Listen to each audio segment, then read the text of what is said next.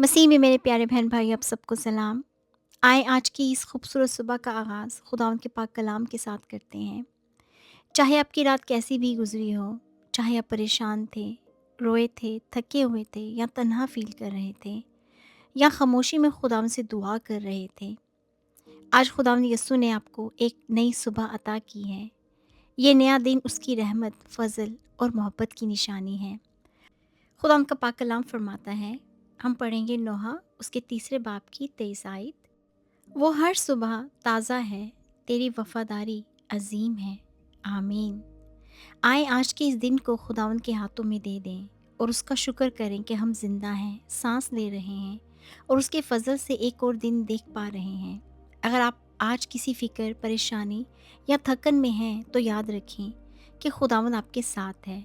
वो आपकी दुआओं को सुनता है और आपके दिल की हर दर्द को जानता है। मेरी दुआ है कि खुदावंद यीशु मसीह की सलामती आज आपके दिल, आपके ज़हन और आपके घर को भर दे।